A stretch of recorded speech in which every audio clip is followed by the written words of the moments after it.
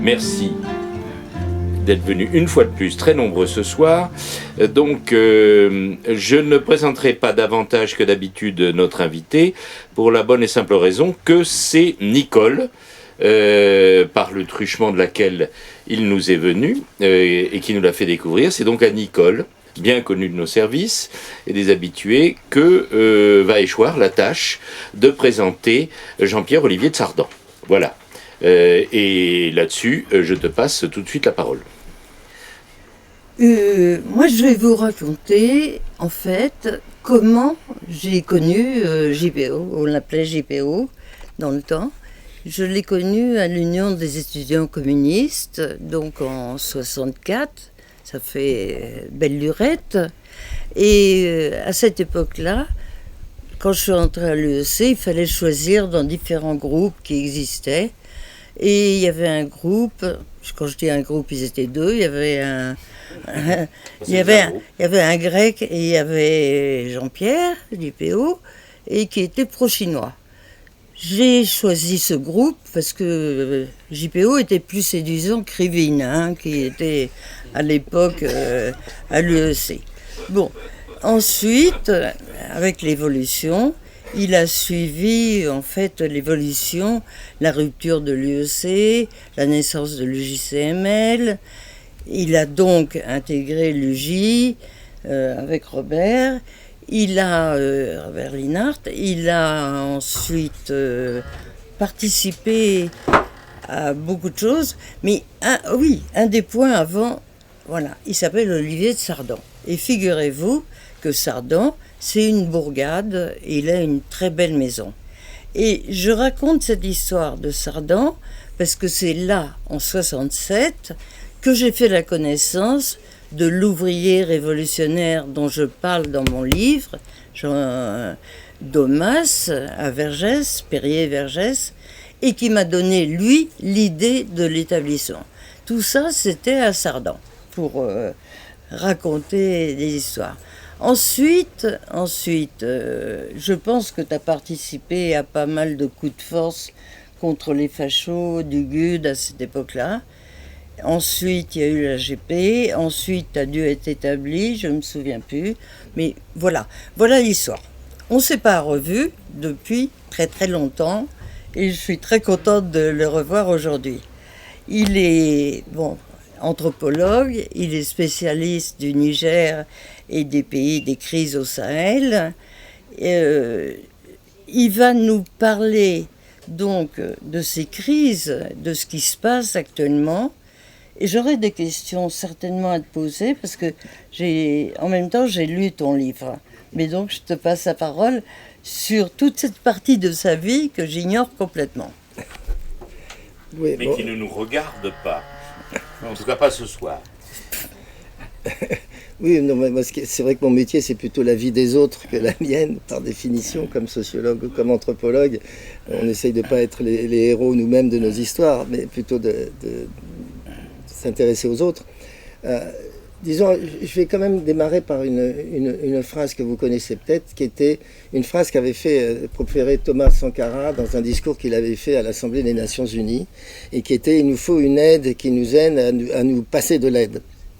C'est une très belle phrase qu'il avait faite. Et hélas, ça n'a pas été du tout suivi.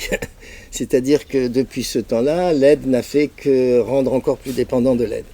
Et donc je dis ça parce que cette dépendance à ce qu'on pourrait appeler l'industrie occidentale du développement, qui est une sorte de, je dis industrie pas d'une façon forcément hyper péjorative, mais c'est des gens dont le métier est de fabriquer des projets, de les vendre, d'en fabriquer d'autres, de les revendre et de les diffuser.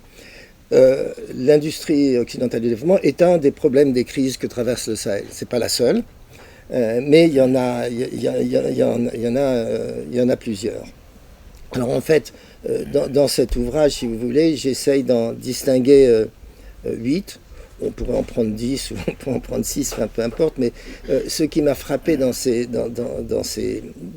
crises, c'est qu'au fond, elles étaient toutes entremêlées les unes des autres. J'avais essayé à un moment de faire une diapositive pour un exposé, alors j'avais mis mes 8 crises et puis j'ai essayé de mettre des flèches pour les... Au bout de 10 minutes, il y avait des flèches absolument dans tous les sens et la diapositive était totalement illisible parce qu'il y avait tellement de liens entre ces 8 crises. Alors simplement d'abord le contexte, c'est essentiellement lié à un travail collectif, qui est le travail collectif qu'on fait dans un laboratoire de sciences sociales au Niger, qu'on a créé en 2000 à peu près, donc ça fait déjà, on a passé l'âge de raison depuis longtemps, et qui travaille sur les services publics en Afrique, sur les administrations, sur les projets de développement, etc., sur la santé, l'éducation, la justice, les collectivités locales, etc., etc. Et donc ça, c'est la base empirique depuis 25 ans de travail sur ces sujets-là.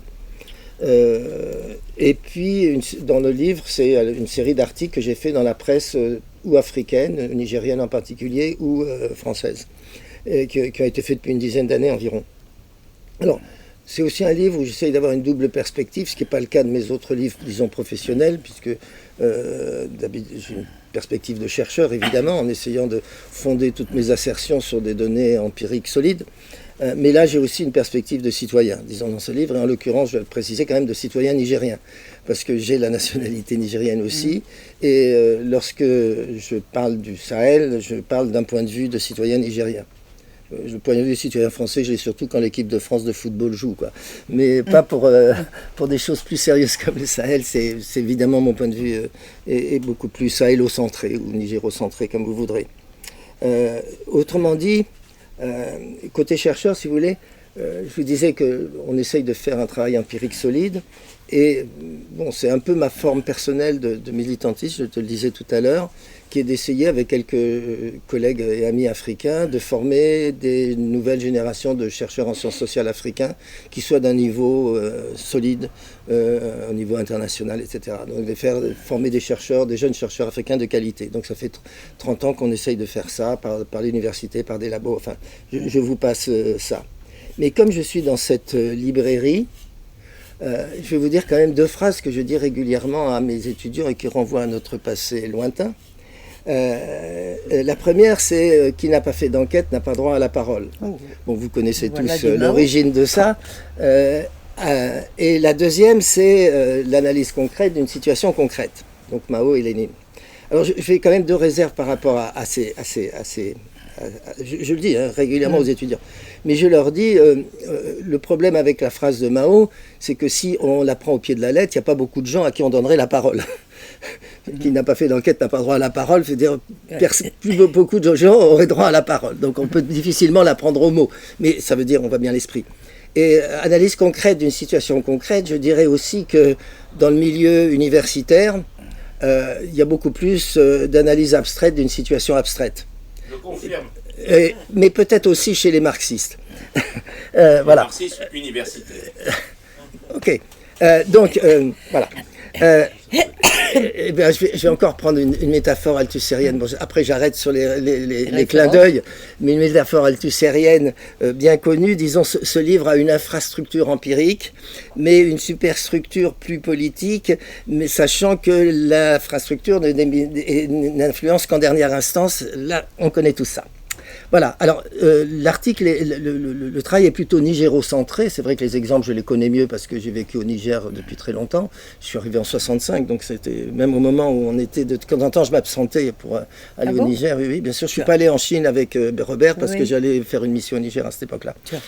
Voilà, et alors je vous donne quand même 2 exemples de 2 articles qu'il y a dans ce livre qui concernent le Niger, mais qui en fait concernent tout autant les 2 autres pays.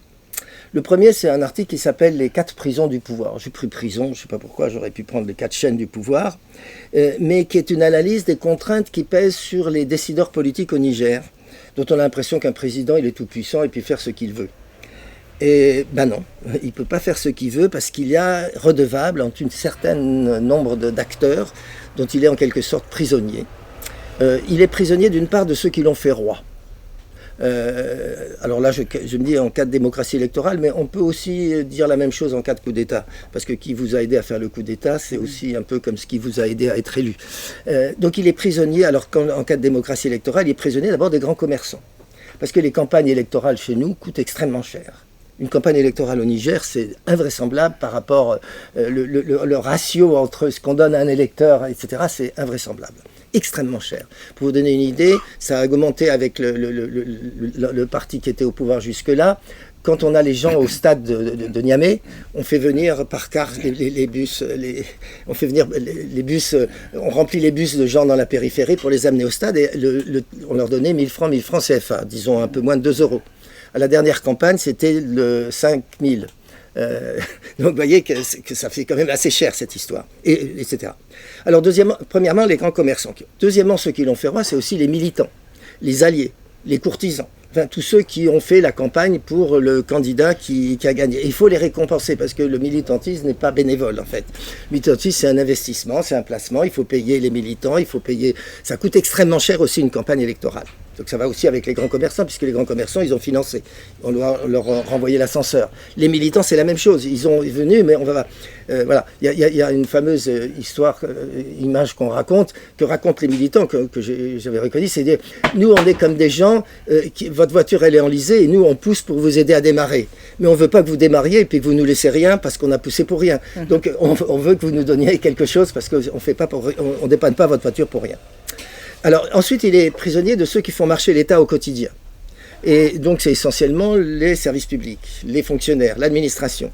Or l'administration, elle est caractérisée par un grand nombre de routines, une assez mauvaise qualité du service, une corruption assez forte, un manque d'égard pour l'usager anonyme. Enfin, je vais vous détailler ça, mais on a fait 20 ans à voir comment fonctionnaient les maternités, les hôpitaux, les collèges, les machins. Je vais vous dire, il y a un mécontentement général. Je veux dire, j'ai jamais trouvé un usager de l'école, un parent d'élève qui soit content de l'école.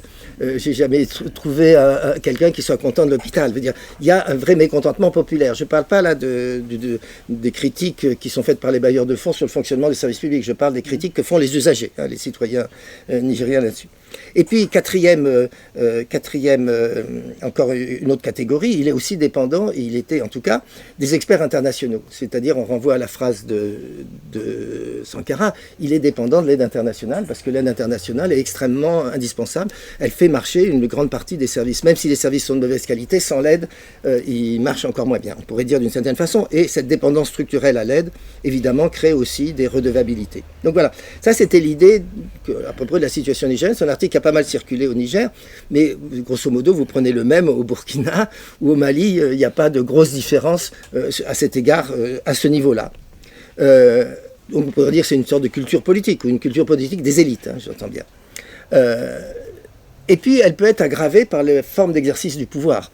Et donc ça, c'est le second article, qui était un article qui s'appelait « Lettre à mes amis du PNDS ». C'était donc avant le coup d'État et avant l'élection du président Bazoum, qui est actuellement toujours détenu par les militaires.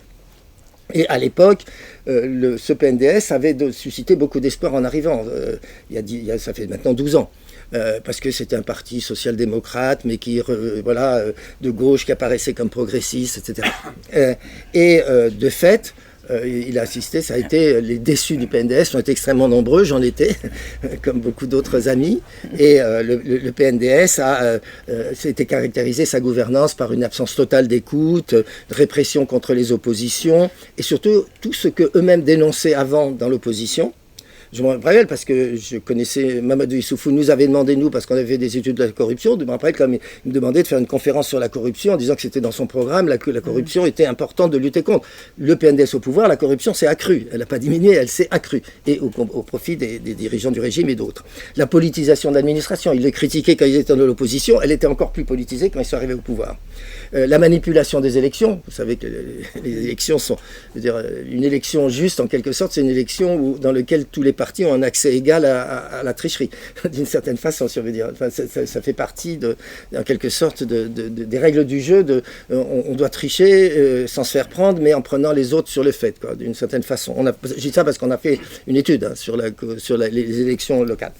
Voilà, donc tous les mots, ça.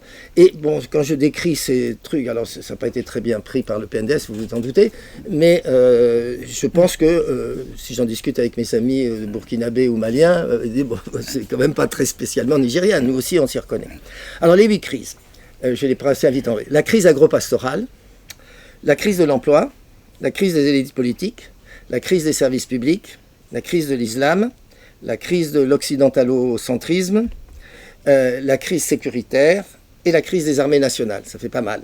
Mais chacune renvoie aux autres. Et les articles qui sont dedans, chacun traite en général plutôt d'une crise, mais dans chacun, il y a au moins 3 ou 4 autres des autres qui interviennent sans arrêt, tellement tout ceci est emmêlé.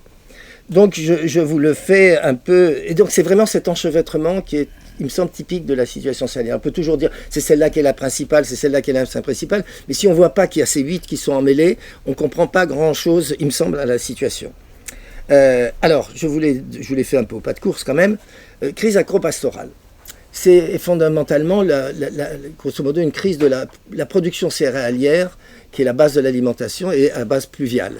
Et c'est une agriculture qui était basée sur la rotation des terres, de longues jachères, etc., qui aujourd'hui est en pleine crise. Les terres sont saturées, il y a une baisse de la productivité extrêmement importante, il y a un début de concentration des terres chez des propriétaires fonciers absentéistes, donc il y a une crise de la production de céréalière pluviale qui est extrêmement importante et qui est, dans lesquelles on ne voit pas beaucoup.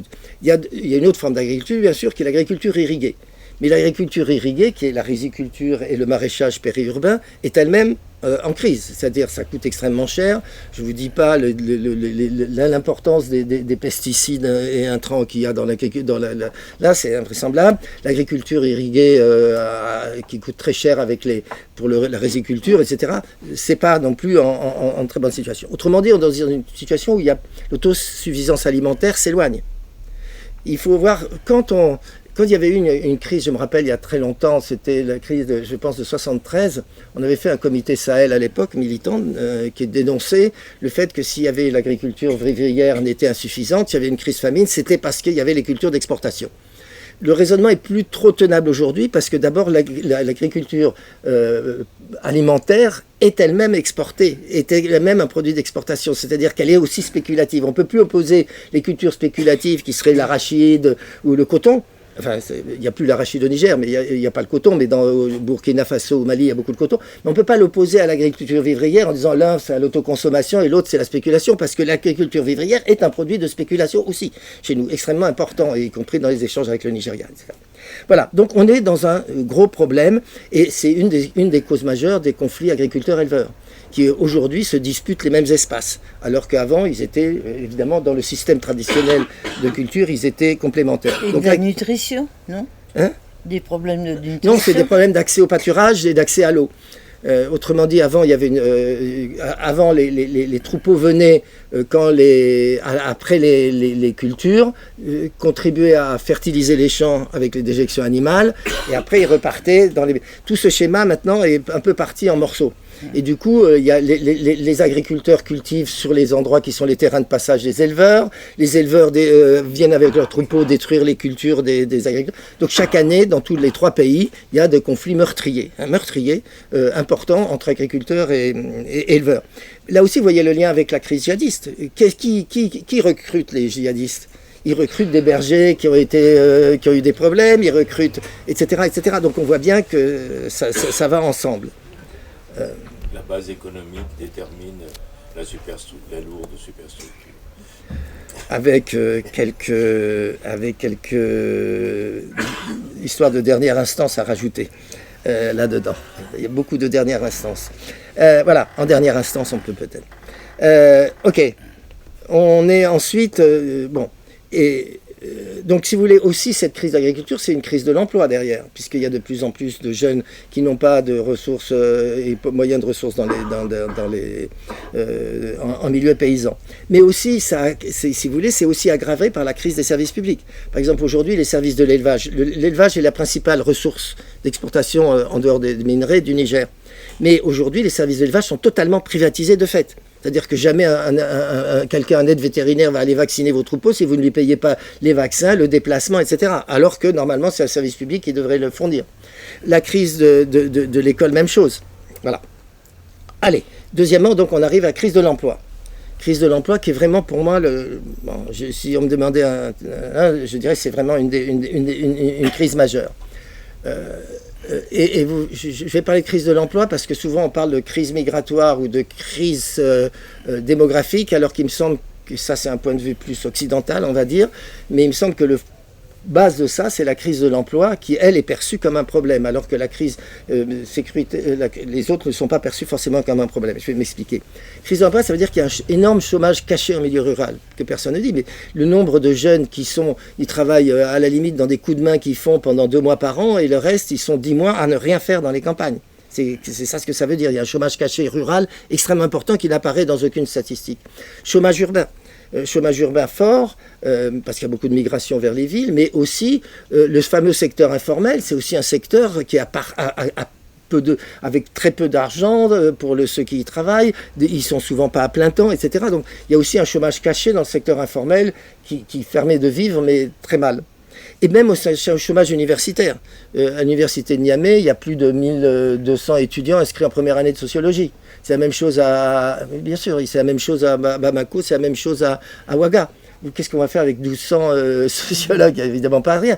Et aujourd'hui, vous avez le phénomène du chômage des jeunes diplômés, qui est extrêmement important. C'est ce qui fait que, par exemple, les taxis-motos, ce qu'on appelle les émigrants à Cotonou, la plupart, c'est des diplômés d'université, avec des licences, voire des masters, et qui conduisent ça. Donc on a vraiment un chômage extrêmement. Ce chômage entraîne aussi un phénomène qui est souvent peu mis en disant, c'est une forte, ce qu'on pourrait appeler avec des guillemets, une délinquance urbaine et rurale très forte. Autrement dit, il y a maintenant une crise sécuritaire qui est vécue, je ne parle pas des quartiers bourgeois, ils ont leurs milices, ils ont des gardes privés, etc. Mais c'est surtout dans les quartiers populaires qu'il y a une délinquance extrêmement forte et qui est répandue partout. Il y a par exemple une ville au Niger, tu connais, Zinder, où on parle, ce qui étaient les jeunes qui se réunissaient autour d'une tasse de thé, ce qu'on appelle, l'équivalent de ce qu'on appelle les grains au Mali, enfin les jeunes qui se réunissent pour prendre le thé, discuter, etc.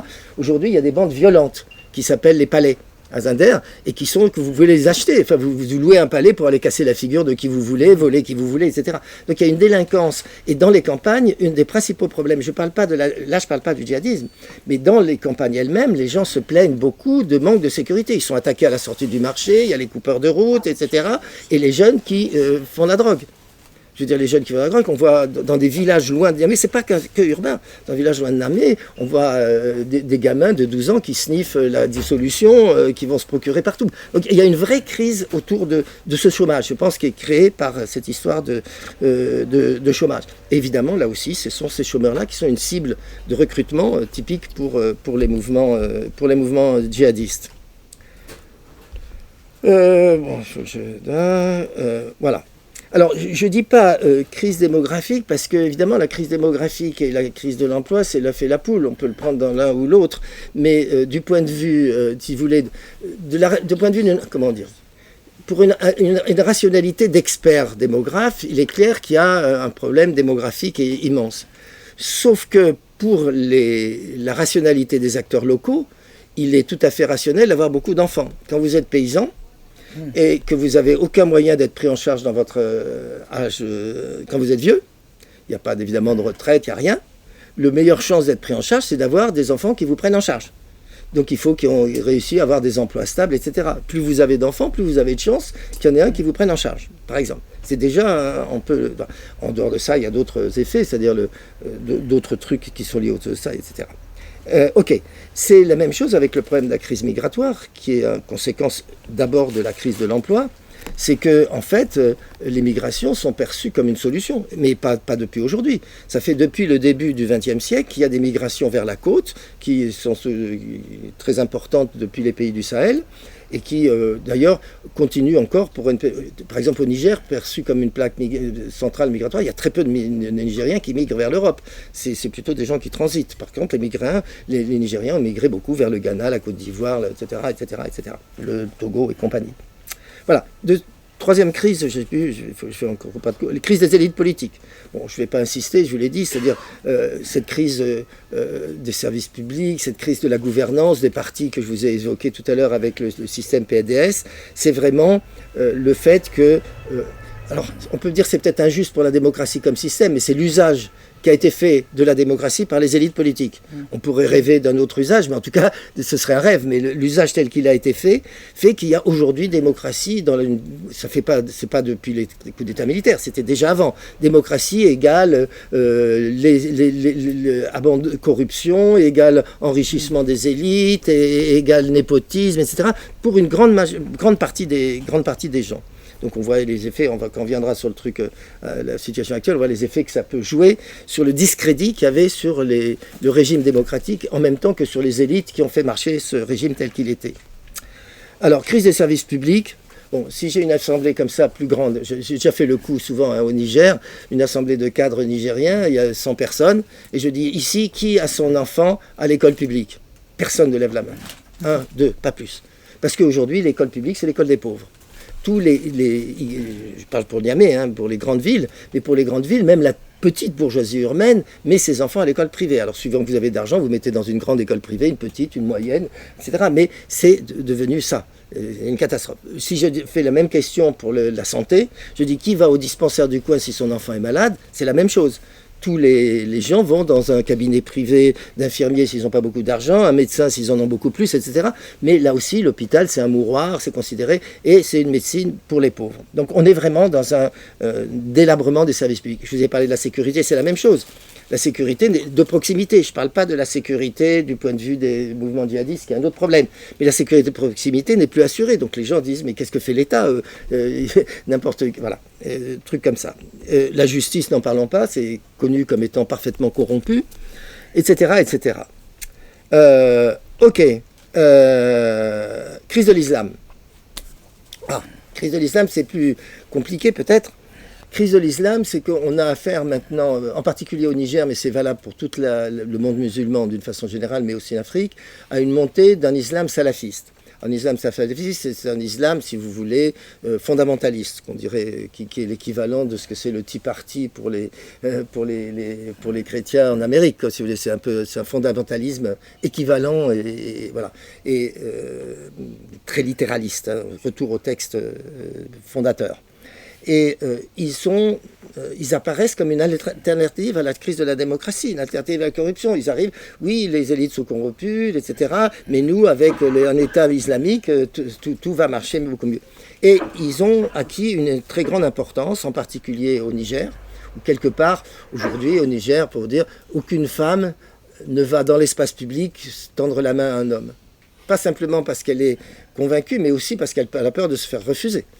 Donc, vous voyez comment vous allez faire. Donc, il y a vraiment dans toute la vie quotidienne une influence du salafisme, y compris chez des gens qui ne sont pas organisationnellement salafistes, qui sont dans les confréries, les tidjanias, les choses comme ça. Mais il y a une influence dans la vie maintenant extrêmement. Moi, j'ai connu le Niger depuis 1965. Aujourd'hui, c'est deux mondes complètement différents, mais qui sont liés en partie à cette poussée du salafisme. Le salafisme, vous le trouvez au Mali, vous le trouvez au Burkina. Alors, le Burkina, c'est un peu différent, puisqu'il a moitié chrétien, moitié musulman, mais la partie musulmane du Burkina est très salafiste. Au Mali, c'est un peu plus compliqué parce que les confréries maliennes non salafistes ont un plus grand poids qu'au Niger, on va dire. Voilà. Et donc ça crée un problème. Si vous voulez, il faut avoir... Je ne veux pas du tout dire que le salafisme qui est pacifique, c'est la même chose que le djihadisme. On est bien d'accord, c'est complètement différent. Mais c'est une même théologie. C'est une même théologie avec deux projets politiques différents. Pour les uns, c'est arriver à un État islamique pacifiquement. Pour les autres, c'est arriver à un califat de la façon violente. Mais on a une même théologie quand même des deux côtés. Donc une baisse de la tolérance qui était quelque chose de très caractéristique du Niger que j'ai connu il y a longtemps. Crise de l'occidentalocentrisme. Bon, grosso modo, c'est ce que je vous ai dit sur l'industrie occidentale du développement qui était omniprésente. Alors on sait que maintenant, le monde est devenu multipolaire. C'est pas depuis le coup d'État, c'est bien avant. La Chine est devenue le principal partenaire du Niger et de la plupart des pays africains depuis déjà plusieurs années. La Turquie est devenue un partenaire majeur dans les pays depuis plusieurs années. La Russie d'ailleurs un peu moins, mais était déjà aussi présente. Alors ne parlons pas des pays du Golfe, qui sont très présents. Donc je veux dire, ce côté multipolaire, il n'est pas totalement nouveau, mais il a été accentué par les crises actuelles. Alors l'occidentalocentrisme, pour moi, il y a deux niveaux très distincts, mais qui sont complémentaires. Le premier, c'est évidemment la France. Alors il y a un des articles qui s'appelle « Les 1001 raisons du rejet de la France hein, », dans le livre où je passe une liste approfondie de toutes les raisons de tout ce qui l'ancien pays colonial, c'est-à-dire les comptes non réglés de la colonisation, qui sont jamais été différent d'ailleurs de voir avec les anciennes colonies britanniques ou au Ghana, au Kenya, qui n'ont pas trop de problèmes avec leur passé parce que c'est déjà liquidé. Dans les pays sous colonisation française, le passé n'a pas été vraiment soldé, enfin bien reconnu. Deuxièmement, la récurrence, le côté gendarme autoproclamé de l'Afrique, donc ce qu'on appelle les OPEX, hein, les opérations extérieures, qui sont une sorte de maladie congénitale du néocolonialisme français, on pourrait dire. Le condescendance, paternalisme, etc. des élites françaises, alors tout président confondu, l'actuel étant rien à envier aux prédécesseurs, mais aussi pas que ça. Si vous voyez les ambassadeurs, moi j'en ai connu un certain nombre, ils sont gratinés hein, parfois. Donc ça va au-delà simplement des discours des présidents. Et vous voyez, savez, ce truc très particulier des dirigeants français de dire on a une relation extraordinaire, spéciale, formidable avec l'Afrique. Qui est une absurdité totale, mais au nom de quoi? La seule chose qui le justifierait, c'est la colonisation. Alors, on est en train de dire que grâce à la colonisation, on a une étude. Ça veut dire quoi? Donc, je reviendrai là-dessus parce que je pense que justement, cette soi-disant relation unique est un des grands problèmes. Je ne parle pas de l'humiliation des visas qui est partout un problème, de l'attitude vis-à-vis des migrants, etc. Alors, ceci étant, au-delà même de la France, il y a quand même plus que ça. Il y a aussi l'Occident en général. C'est-à-dire l'aide occidentale. Elle a deux effets assez particuliers. À la fois, elle crée des effets de rente, c'est-à-dire que chacun veut en participer, avoir sa part dans l'aide, enfin, ça crée des comportements de captation de rente, si vous voulez, mais en même temps, ça crée un sentiment d'humiliation fort. Il y a le fameux proverbe, la main qui reçoit est toujours en dessous de la main qui donne. Donc c'est souvent dit, hein, comme dans tous les entretiens qu'on fait à propos de l'aide, etc. Et le fait que c'est toujours, tous les projets de développement introduits par l'industrie occidentale, c'est toujours les Occidentaux qui sont au poste de pilotage. Et puis, il y a un autre problème, que je signale en passant, il est compliqué, mais c'est ce que j'ai appelé l'impérialisme moral. C'est-à-dire le fait que l'aide occidentale est toujours conditionnée à des impératifs moraux en termes de valeurs occidentales, mais qui n'ont pas le même sens. Comme moraux. Oui, non, bien évidemment, mais enfin, qui relèvent quelque part, qui sont perçus comme des immixtions totalement intolérables dans la vie familiale, sexuelle, etc. Au nom de quoi ils se mêlent de combien d'enfants je veux avoir, au nom de quoi ils se mêlent de si ma femme veut prendre ou pas des contraceptifs, etc. Alors, je suis pas, c'est assez compliqué ce truc. Je suis en train simplement de banaliser en disant c'est un des problèmes majeurs que les gens critiquent avec l'aide et qui fait du coup que l'aide chinoise, l'aide turque, l'aide des pays... Hein, au moins, elle n'a pas de problème, ils ne nous emmerdent pas avec ça. Je dis brutalement. La crise sécuritaire. Bon, je vous la fais rapide. Hein, c'est le développement, effectivement, du mouvement djihadiste qui, actuellement, continue à progresser partout. Hein, dans les 3 pays, il progresse encore de façon quasiment partout. Et il s'étend maintenant vers tous les pays du Nord. C'est plus que le Sahel. On parle de la crise sahélienne. Mais aujourd'hui, Côte d'Ivoire, Ghana, Togo, Bénin, le Nord, commence à y avoir des présences permanente de groupes djihadistes dans ces pays-là. Donc c'est un mouvement qui est actuellement... mais je vous ai dit, au-delà même du problème djihadiste, il y a tout le problème sécuritaire des autres qui se posent. Et je dirais aujourd'hui, s'il y a une revendication populaire qui est majeure dans tout ce qu'on nous entretient, c'est le besoin de sécurisation. Je veux dire, on n'est pas protégé par l'État, on n'est pas protégé par l'armée, on n'est pas protégé par personne, on vit dans l'insécurité. Évidemment, le mouvement djihadiste, c'est un peu compliqué. Bon, ça, on en parlera si vous voulez. Dernière crise, alors, la crise des armées nationales. Alors, comment dire je pense qu'il y a un problème dans la capacité des armées nationales à gagner la lutte contre les insurrections djihadistes dans l'état actuel où elles sont. Il y avait eu certainement des problèmes de manque de moyens. Et c'est vrai que maintenant, pas que depuis les coups d'État, mais il y a commencé à avoir beaucoup plus accès à des moyens militaires. Turcs en particulier, russes bien sûr, chinois aussi, etc. Donc ça s'est développé. Même par exemple Bazoum, qui a été renversé par le coup d'État, avait déjà commencé à diversifier les sources. C'est pas que les Occidentaux, c'est aussi, on se fournit un peu partout. Et c'est vrai que maintenant, par exemple, la Russie a fait beaucoup de livraisons de matériel. Donc, même vous voyez des gens qu'on dit qui sont, entre guillemets, valets de l'Occident se diversifient. Ouattara est en train d'acheter des hélicoptères en Chine, enfin, etc. Donc, il y a une vraie diversification aujourd'hui de se fournir en moyens militaires partout. Mais, les armées sont partout connues comme brutales vis-à-vis des populations. Et ça, c'est pas moi qui le dis, je veux dire, c'est dans nos enquêtes que Niger, et les collègues qui l'ont fait au Burkina, etc., les armées ont mauvaise réputation. Parce qu'il y a eu pas mal d'exactions, que les corps en tenue sont réputés comme étant brutaux vis-à-vis des populations, répressifs, etc. Donc les armées sont vues comme pas forcément des protecteurs, mais parfois comme des prédateurs. C'est assez général. Deuxièmement, les armées, on dit qu'il y a la corruption, mais les armées sont aussi des sites de corruption. L'armée malienne était un site de corruption absolument extraordinaire. Je vous passe sur les choses, mais c'est vrai aussi de l'armée nigérienne, bien qu'à un moindre degré, et aussi de l'armée burkinabé. Donc il y a... Burkinabé a bien moindre degré. Un bien moindre degré, surtout depuis l'arrivée de... L'armée burkinabé, alors... Le Burkina correspond quand même, depuis l'arrivée de Traoré, ne correspond pas trop au schéma que tu viens de décrire. Non, c'est pas vrai. Je vais te dire, c'est pas vrai parce que, d'abord, le problème, si on veut parler de l'armée burkinabé, elle est dans un état totalement sinistré pour une raison simple. C'est que toute la période de Blaise, tout était concentré sur le bataillon de sécurité présidentielle. Tous les moyens étaient sur le BSP, etc. Lorsqu'il y a eu la révolution qui a chassé Blaise, après les tentatives de certains généraux de revenir, de Blaise Compaoré, à ce moment-là, le BSP a été évidemment totalement disséminé, etc. Et du coup, c'était le seul. Les autres troupes n'avaient même pas de munitions, etc. Et donc l'armée s'est trouvée dans un état catastrophique. C'est ce qui a fait ça. Alors maintenant, dire qu'aujourd'hui, les choses vont mieux après le coup d'État, ça se discute énormément. Il y a eu plus d'agressions djihadistes que de plus. Le nombre des morts a continué à monter.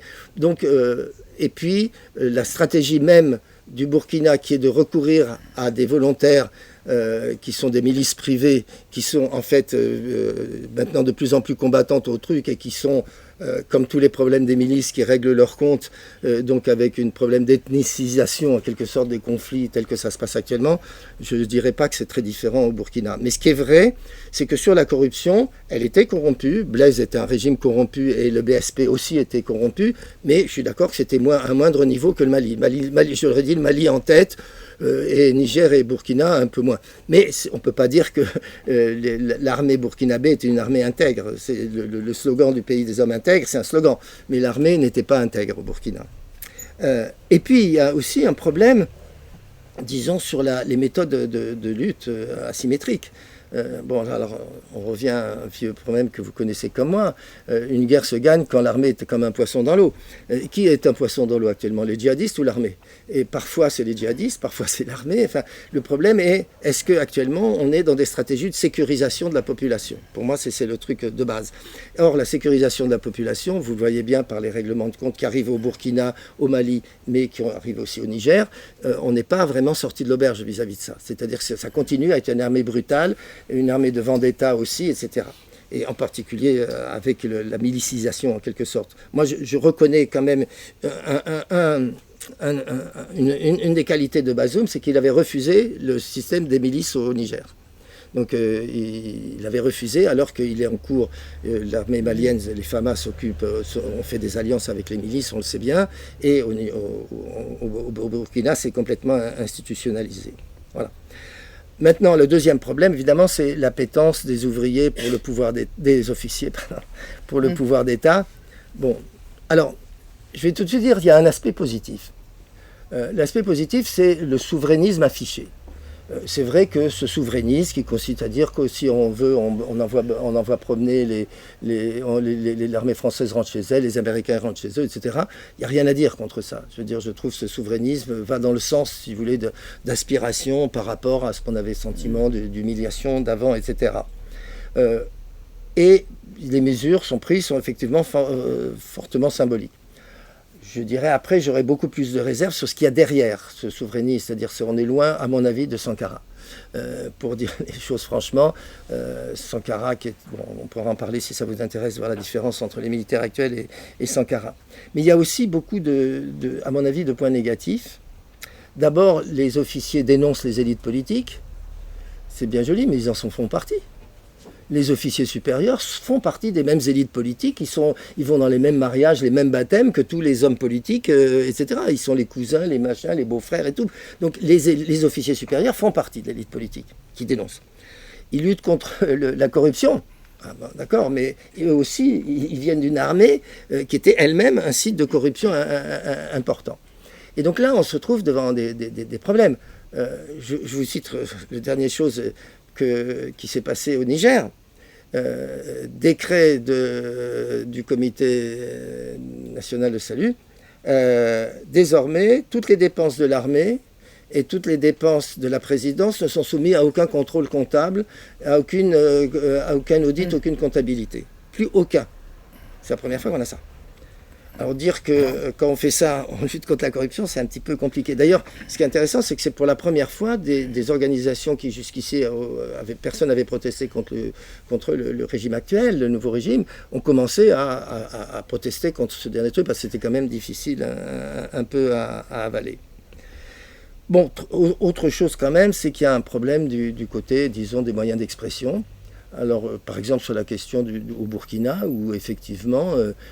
alors, le Burkina, c'est un pays intéressant parce que c'est un pays où il y a une vraie opposition, surtout à base syndicale, en partie aussi à base de ce qu'était le Parti communiste de Haute-Volta avant, qui continue à avoir une présence dans le milieu syndical, et qui a une opposition structurée, solide, populaire, mais qui est dans le viseur des militaires de façon très directe, puisqu'on a l'avocat qu'on vient de prendre, là, dont on ne sait pas des nouvelles, il a disparu, etc.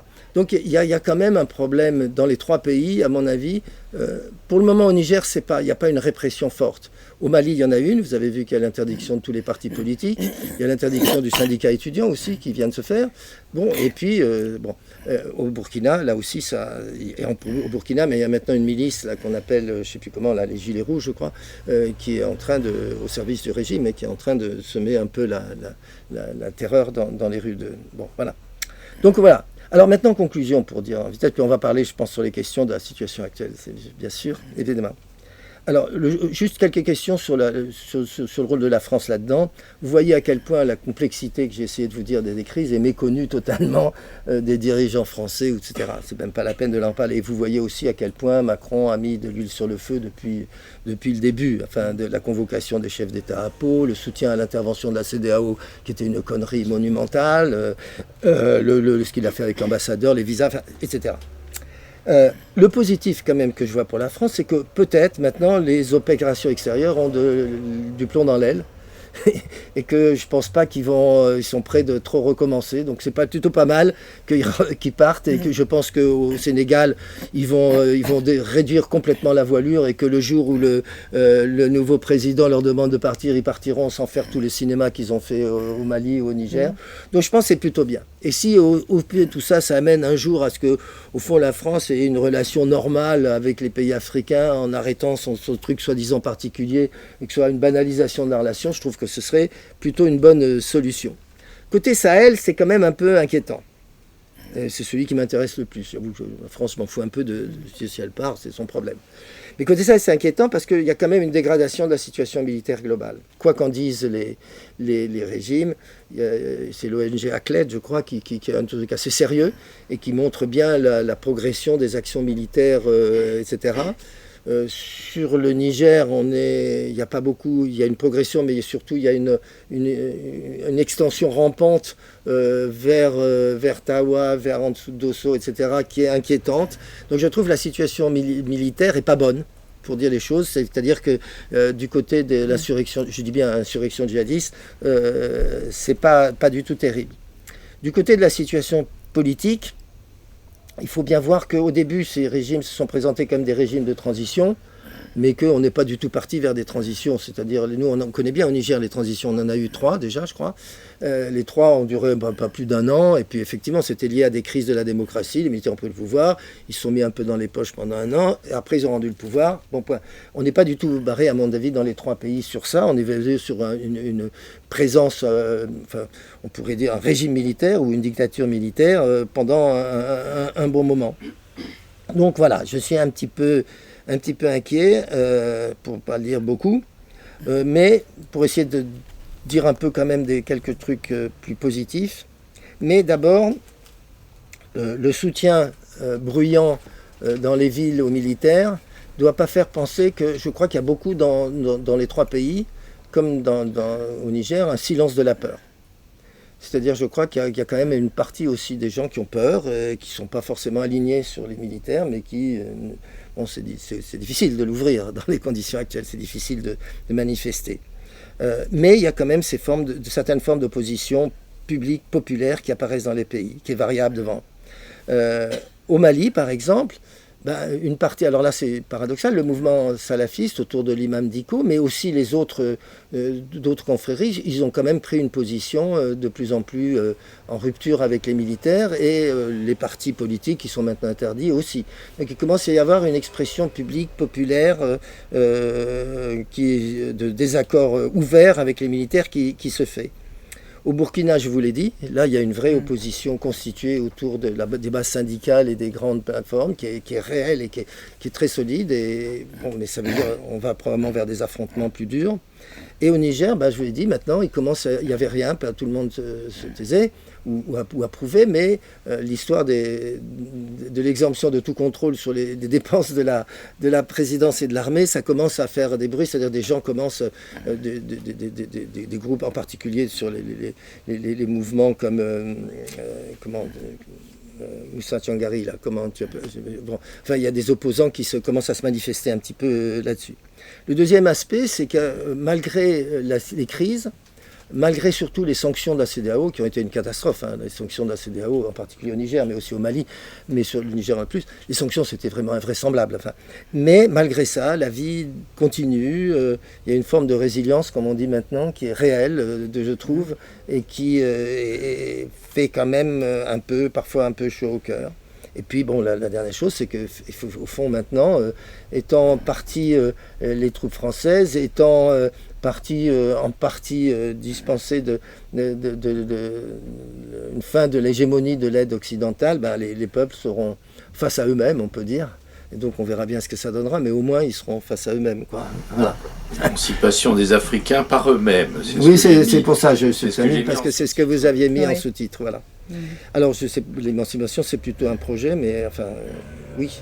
Au moment où se préparait l'alternance en 2000 au Sénégal, Mamadou Dia, donc ceux qui ne connaissent pas l'ancien Premier ministre emprisonné en 62 et devenu aveugle du fait de la répression, avait publié un texte en disant « Nous autres peuples de l'oralité sommes particulièrement vulnérables ». Alors après, je ne me rappelle plus le verbatim, mais en gros, nous sommes vulnérables aux charlatans du langage, etc.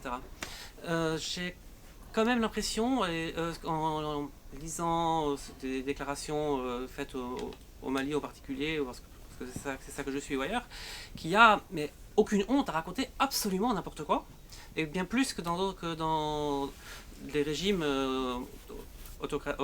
ordinairement autocratiques ailleurs. Et est-ce que vous confirmez? Et deuxièmement, qu'est-ce qu'on peut faire dans un pays où tout le monde raconte n'importe quoi? Est-ce qu'il y a une politique possible dans un pays où... Tout le monde... La classe politique, tu veux dire? La classe politique, mais même pas seulement, je veux dire, où ça ne dérange personne que quelqu'un raconte absolument n'importe quoi. Les réseaux sociaux. Les réseaux sociaux, à n'importe qui, à n'importe quel endroit... Est-ce que tu crois que c'est tellement différent chez nous? C'est la question que moi j'ai quand même l'impression que ça l'est, c'est pour ça que je demande confirmation. Est-ce que c'est vrai? Est-ce que c'est juste un préjugé de ma part? Ou est-ce que réellement, c'est quand même, on atteint un autre niveau? Et si oui, est-ce qu'on peut faire de la politique dans un pays où finalement...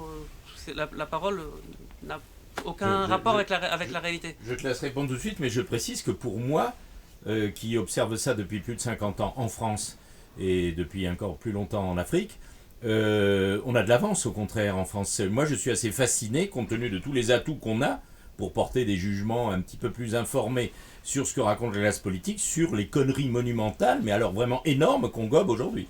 Et quand je parle avec les classes populaires ou mes amis africains, ils sont totalement lucides, non seulement sur les conneries que racontent les Français, mais aussi sur ce que raconte leur propre classe politique.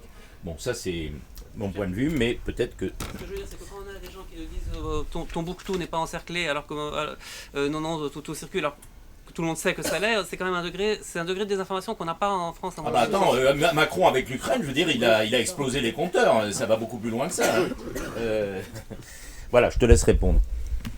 Non, mais je veux dire, il n'y a qu'à penser à Trump et on voit bien que il y a des maîtres dans l'art de dire le contraire de la vérité qui quand même convainquent la moitié des Américains. Donc de ce côté-là, je suis assez d'accord qu'il n'y a pas de, c'est pas du tout une spécificité africaine. D'autre part, il ne faut pas non plus exagérer avec l'histoire des sociétés orales. Je veux dire, aujourd'hui, les sociétés africaines sont quand même entre non seulement l'école occidentale, mais l'arabe. Il y a quand même une grande partie des gens qui sont dans des cultures écrites. Donc c'est pas l'oralité qui est la cause de quoi que ce soit. Et je ne pense pas que l'oralité soit une cause ou l'oralité ou l'écriture soit une cause d'être mieux documentée ou pas. Je veux dire, là aussi, Trump et les États-Unis sont tous littéraires, ils avalent n'importe quel actuellement. Et je dirais, j'aimerais bien dire que le côté de dire n'importe quoi est réservé aux élites, mais je crois quand même qu'il est assez largement répandu partout. Simplement, ce qui est intéressant, c'est de voir que dans les choses qui sont dans le n'importe quoi, il y a parfois des choses plus sérieuses qu'il y a derrière. Je veux dire par là, si vous prenez une des rumeurs invraisemblables qui a circulé dans les 3 pays, qui est les Français financent les djihadistes et leur donnent des armes. C'est un truc qui a circulé à peu près partout. Hein. C'est pas vrai. C'est vraiment attesté. Je veux dire, c'est impossible de soutenir de façon rigoureuse quoi que ce soit. Mais derrière, il y avait le sentiment d'impuissance qu'a donné les corps expéditionnaires français parce qu'ils ne protégeaient jamais les populations, ils avaient des gros moyens, etc. Donc il y avait quand même derrière un problème de ce qu'était le Barkhane avec un truc en silo, un corps expéditionnaire qui n'était pas du tout dans un rôle de protection des populations et qui faisait que, alors à quoi ils servent? Et s'ils ne nous protègent pas, ça veut dire qu'ils sont du côté des autres. Donc voilà, on peut toujours derrière des... Comme tu en parles dans le livre, est-ce que tu peux évoquer aussi les erreurs, on va dire au moins des erreurs psychologiques ou de com, ou de PR, comme on dit, de public relations, comme on dit aujourd'hui, qu'ont commis les Français, aussi bien les autorités que les militaires, en donnant l'impression, par exemple, de ménager, dans certains cas, les adversaires du pouvoir central. J'allais y venir là. Le second élément, c'est le problème, cette fois-ci, des relations des Français avec les mouvements indépendantistes touareg. Ça, c'est un autre élément et qui joue beaucoup dans la conjoncture malienne. Ça ne joue pas trop dans la conjoncture nigérienne parce que le problème touareg, disons la question dite touareg, a été à peu près réglée et ça ne joue pas non plus au niveau du Burkina. Mais au niveau du Mali, ça joue beaucoup. C'est-à-dire que, je vais vous dire mon impression, mon opinion à moi, c'est que depuis très longtemps, il y a une connivence entre les mouvements indépendantistes touareg et les services secrets français. Depuis fort longtemps, pour des raisons X ou Y, etc. Et dans lequel, d'ailleurs, il peut y avoir des dissuasions du faible au fort. C'est-à-dire que parfois, ce sont même les indépendantistes touaregs qui ont manipulé les services secrets français autant que l'inverse. Donc, c'est pas si facile à... Il faudrait pas parler des services algériens, d'ailleurs, dans cette espèce d'imbroglio compliqué. Oui, alors les services algériens, personne ne comprend très bien qu'est-ce qu'ils jouent, mais on est d'accord qu'ils y jouent. Les services secrets français, ils ont quand même, disons, par exemple, sur l'histoire de début du Sahel, ça a été la catastrophique guerre contre Kadhafi. D'accord ?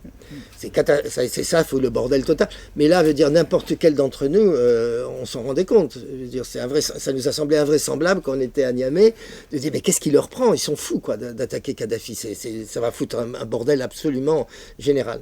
Alors, on avait BHL qui nous avait éclairé sur on a vu le résultat. Et après ça, il y a eu un épisode assez important qui est le fait qu'il y avait beaucoup de Touaregs dans l'armée de Kadhafi, qui venaient de la légion arabe d'avant de Kadhafi, etc. Donc il y avait beaucoup de Touaregs originaires de la région de Kidal. Et ils sont passés à un moment, quand Kadhafi était pas encore tué, mais presque, ils ont quitté, ils sont passés avec armes et bagages vers le Mali. Il semblerait quand même que les Français ont donné leur aval, parce qu'ils auraient eu les moyens d'empêcher ça. Et les Français, à l'époque, justement à cause de cette connivence entre indépendantistes, pensaient qu'ils allaient les aider à retrouver leurs otages qui étaient perdus dans le nord Mali. Et moyennant quoi, ça a été exactement l'inverse. Ils se sont alliés aux djihadistes. Alors là, premier problème. Second problème après, c'est quand il y a eu Serval. Donc ça a été, les Français sont arrivés sur la demande du gouvernement malien, c'est vrai. et d'une partie importante de l'opinion publique pour empêcher en quelque sorte la descente des djihadistes sur Bamako. Bon, ok. Il y a eu libération en commun des Servales avec la force armée malienne. Et quand ils sont arrivés à Kidal, fief des indépendantistes, dont Kidal, les indépendantistes avaient été chassés par les djihadistes de Kidal. Dans toute cette, voilà. Les indépendantistes sont revenus 3 jours avant l'arrivée de l'armée française et se sont présentés comme tenant la ville de Kidal, et les Français ont intimé l'ordre aux forces armées maliennes de ne pas pénétrer dans Kidal. Ce jour-là, la situation a complètement basculé, c'est-à-dire l'opinion publique malienne, qui était assez pour l'opération, est devenue à dire, regardez, une fois de plus, ils confirment qu'ils sont d'accord avec les indépendantistes, et qu'ils sont, etc. Donc, rumeur... en partie fondée au sens où il y avait cette connivence. Pas forcément, ça veut dire que les dirigeants français voulaient faire l'indépendance du Nord-Mali en tant que telle. Je ne suis pas sûr la différence entre la rumeur et la réalité, elle est parfois proche. La rumeur que le gouvernement français voulait l'indépendance du Nord-Mali pour maîtriser les grandes ressources minières du Nord-Mali, honnêtement, elle tient pas la route. Mais elle était alimentée par les conneries de notre appareil en charge de ces questions dans la région. Je parle sous ton contrôle. Oui, d'accord.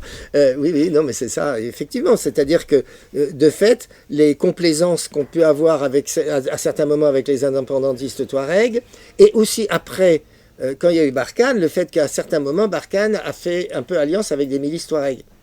Voilà. Donc là, tout ça, ça a renforcé, ça a été un élément de pourrissement de l'image et qui justifie en quelque sorte, ou en tout cas, qui explique que les gens puissent aussi facilement croire une nouvelle qui pour des spécialistes apparaît comme totalement farfelue, qui est que les Français vont payer les djihadistes.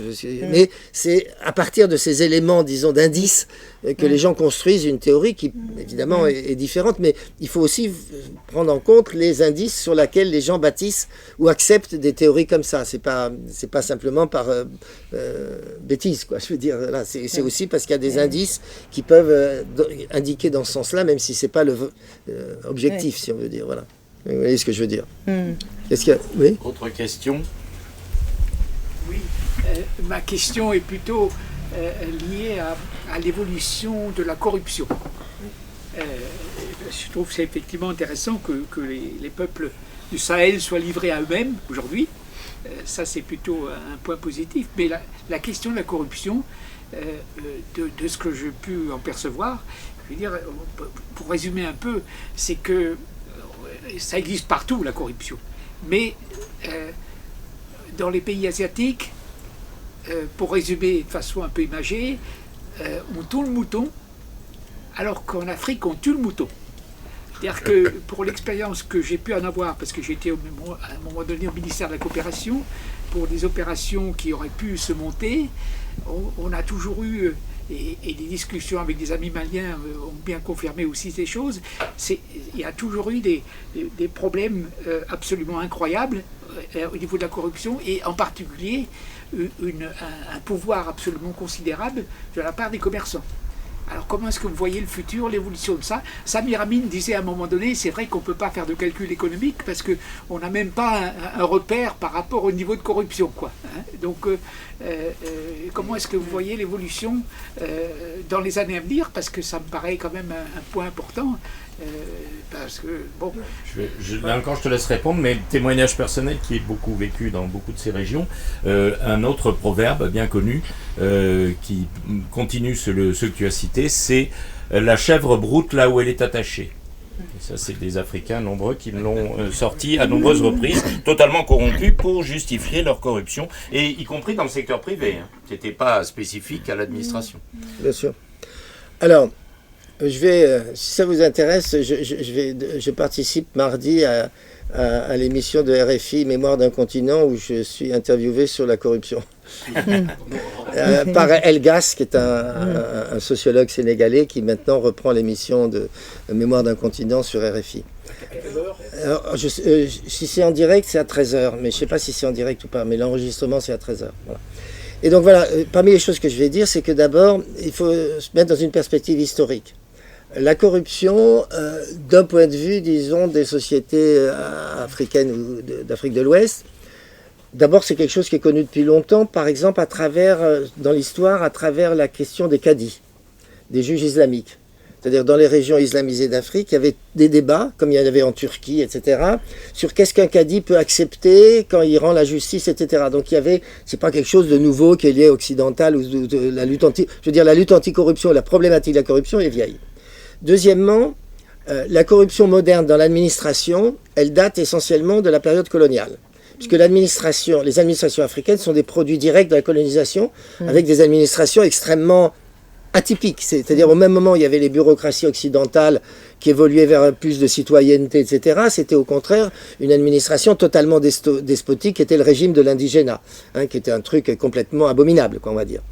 Mais dans le régime de l'indigénat, ceux qui appliquaient le régime de l'indigénat au niveau de l'interface avec les gens, ce n'étaient pas les colons français, c'était les chefs nommés par la colonisation, la chefferie, que j'appelle administrative, parce qu'on la présente comme chefferie précoloniale, mais là, c'était plus la chefferie précoloniale, c'était les chefs administratifs étaient nommés par les gouverneurs, ou nommés par les commandants de cercle, révoqués par eux, etc.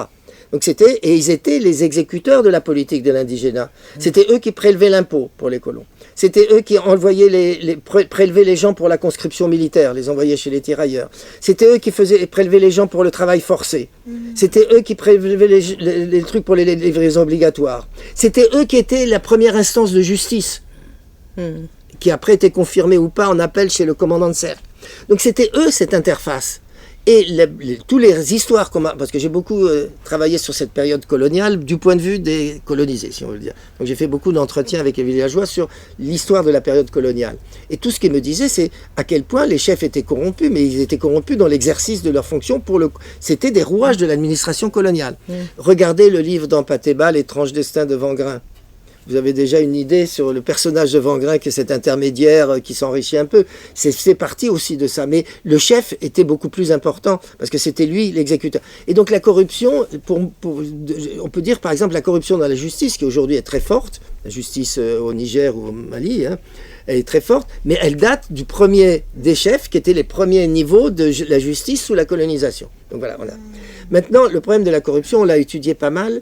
Mais on a étudié le problème, on a fait un bouquin qui s'appelle État et corruption en Afrique. Donc on a fait 1 an d'enquête avec 3 équipes dans les 3 pays, Sénégal, Bénin, Niger. On l'a fait essentiellement sur la petite corruption. Pourquoi je dis la petite corruption, c'est que la grande, on n'est pas capable, on n'a pas les moyens. Moi je ne suis pas un enquêteur policier, je ne suis pas un journaliste d'investigation, c'est très compliqué. Mais la corruption quotidienne, c'est assez facile à documenter. Donc on l'a fait dans un certain nombre de secteurs.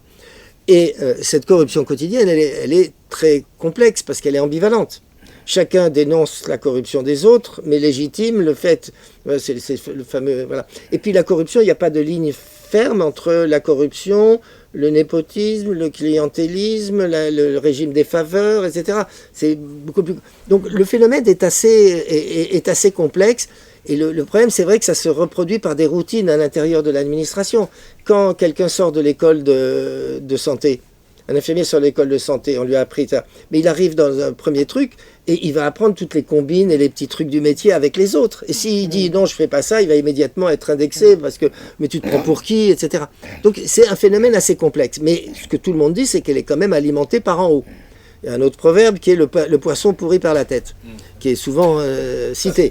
Et donc, dans la mesure où, jusqu'à maintenant, du côté des élites au pouvoir, il n'y a jamais eu de vrai exemple donné de lutte contre la corruption, ça légitime quelque part l'atteinte. C'est-à-dire que toutes les mesures, on a étudié aussi les systèmes de lutte contre la corruption, mais on a sans arrêt dans l'histoire africaine des commissions de ceci, des hauts tribunaux de ceci, des machins de ceci, mais qui ont été totalement inefficaces. Certains sont même devenus des sites de corruption, dans certains cas qu'on a étudiés. D'autres sont évidemment, regardez l'exemple du Cameroun. Comment la corruption est uniquement un moyen de règlement de compte, de billard contre ceux qui lui déplaisent, etc. Et qui met en tôle pendant 40... Il y en a un qui est en tôle depuis 20 ans, Marafa, là, simplement parce qu'il est accusé de complicité intellectuelle avec des détournements. Complicité intellectuelle. Vous voyez, on arrive à des trucs invraisemblables. C'est-à-dire, la lutte contre la corruption est aussi un problème, parce qu'elle est souvent complètement politisée, instrumentalisée. Donc, pourquoi Sankara a une telle popularité ? Pourquoi il a une telle popularité ? parce qu'il est un des très rares qui apparaît comme dans l'exercice du pouvoir. Il n'a pas duré très longtemps, dommage pour lui, mais ou peut-être tant mieux, je ne sais pas qu'est-ce qu'il serait devenu. Dommage pour les Burkinabés, surtout Dommage. les Africains en général. Oui. Moi, je l'ai bien connu. Hein. Oui, mais le problème, c'est que moi, je connais aussi pas mal de gens, des communistes burkinabés qui étaient anti-Sankara, donc c'est compliqué l'histoire de... Mais je connais des communistes français aussi qui sont complètement cons et qui sont absolument contre les idées marxistes. Mais moi, J'en connais même, je dirais, c'est la majorité actuellement à la place du colonel Fabien. Et ça fait 50 ans que ça dure. Non, mais moi, ce qui m'intéresse, c'est l'image qu'a Sankara. Or, Sankara a vraiment une image intègre. C'est vrai, parce que grosso modo, il se déplaçait avec sa 2 chevaux et sa guitare le soir à minuit tout seul, enfin grosso modo, etc. Il apparaît. Et donc cette image-là, c'est parce que justement, il représente la capacité de quelque sorte de dirigeants qui sont capables de ne pas s'enrichir. Mais aujourd'hui, c'est ça, moi c'est le problème que j'ai avec les militaires. On a eu 5 coups d'État militaires. Bon, le premier était quand même assez particulier, c'était Kounché, c'était un système très autoritaire, mais avec un côté respect. Il y a une légende de Kounché comme un homme intègre, etc. Donc, on peut pas dire... Et les gens datent toujours l'explosion de la corruption de la démocratie, hein, de la conférence nationale. C'est à peu près ça, en général, comme ça qu'on le... C'est avec la démocratie que la corruption s'est étendue. Mais après, chaque fois que les militaires ont pris le pouvoir, ils ont jamais lutté... Ils ont toujours dit qu'ils allaient lutter contre la corruption. Et si on ne prend même pas le Kouché, la première vague de coups d'État en Afrique dans les années, disons, 70, quoi, c'est à peu près là, je crois que ça a commencé, hein, tous les coups d'État.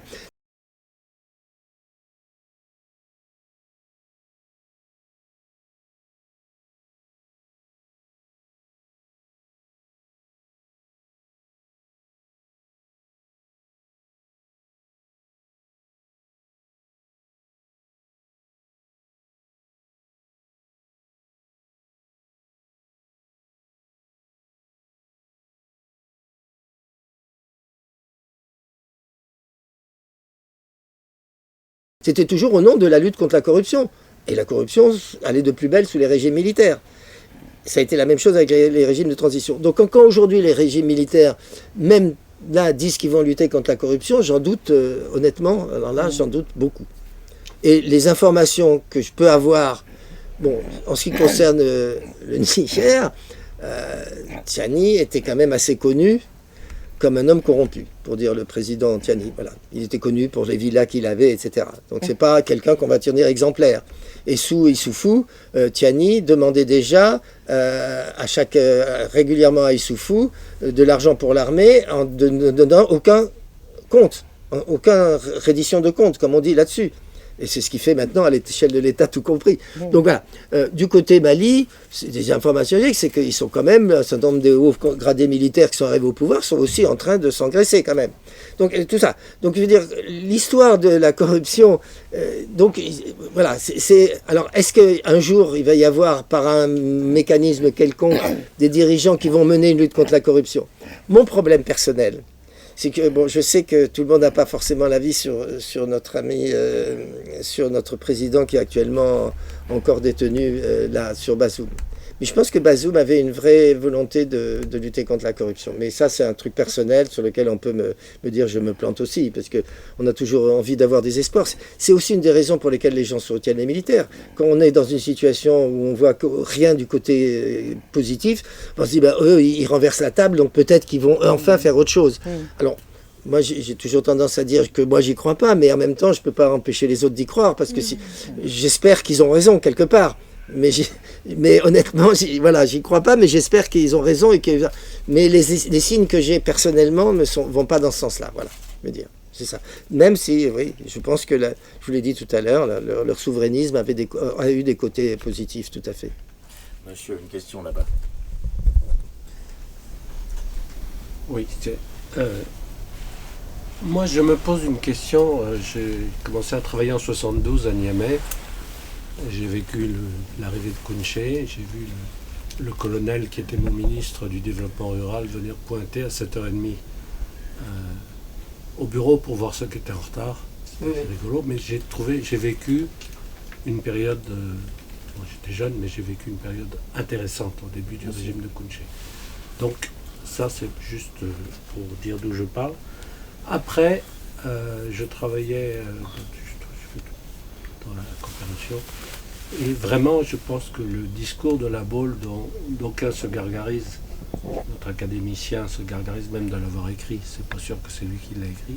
Tu peux rappeler le discours de La Mais Baule. la conditionnalité démocratique, il n'y aura pas d'aide sans démocratie, 91 je crois, C'est le discours de 92. Mitterrand, oui. Le discours de Mitterrand. Vraiment, je pense que ex post, c'était probablement une des plus grosses conneries de la relation franco-africaine. Ça, c'est la deuxième chose. La troisième chose, je suis étonné que dans votre propos, vous parliez aussi peu du rôle des réseaux sociaux. Moi, ce qui est nouveau pour moi, c'est que je peux téléphoner à peu près à n'importe quelle ancienne relation en Afrique, par WhatsApp, et échanger avec lui. Et je pense en plus que c'est relativement sécurisé. Enfin, on a des échanges longs et vraiment riches.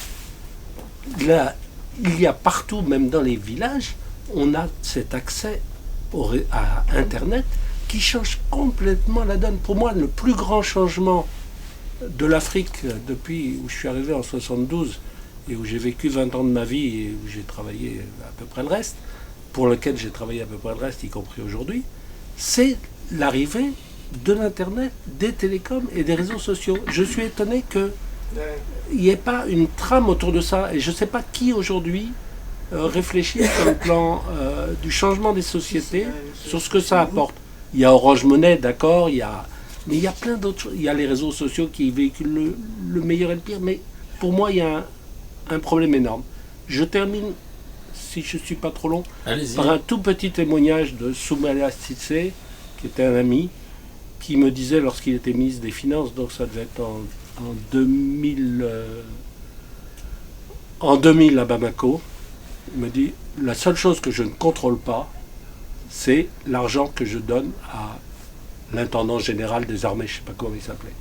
Mais je verse chaque mois, je fais un mandat, et je ne sais pas, mais je sais très bien que les colonels se partagent déjà la moitié de ce que je donne, et que les autres, etc. » Et donc, ce que vous dites sur ce qui se passe au Niger existait déjà en 2000, attesté par feu Soumaïla Cissé, sur le budget du Mali. Voilà. Alors, on va prendre dans l'ordre. Je vais prendre dans l'ordre. Alors, je suis d'accord avec ce que vous dites sur le discours de La Baule. Alors, il y a une injustice qui fait que souvent on impute l'avènement des régimes démocratiques en Afrique aux conditionnalités françaises, alors que ce n'est pas du tout le cas. Les démocraties sont établies suite aux conférences nationales et suite à des révoltes étudiantes et populaires et syndicales. Donc, si, je veux dire Niger, Bénin, etc. Enfin, beaucoup de conférences nationales, ça n'a pas tendu La Baule. La Baule a plutôt, le discours de Mitterrand a plutôt pris le train en marche sur quelque chose qui était déjà en ça. Donc on ne peut pas dire que la démocratie c'est une injonction occidentale, c'est une interprétation après, parce que justement il a fait ça. Je vais venir après sur le parallèle que je fais avec la situation actuelle là-dessus. Mais vraiment, les régimes démocratiques, y compris au Niger, après sur Kounché, ça a été vraiment le résultat d'un mouvement étudiant et syndical important. Disons, je sais pas, je ne prends pas l'exemple de plus de mai 68, mais je sais pas quoi. Mais enfin, c'était un vrai mouvement populaire de ras-le-bol vis-à-vis des régimes qui étaient surtout ou parti unique ou militaires. D'accord ? Grosso modo. Non, c'était quand même ça. C'était vraiment un truc populaire.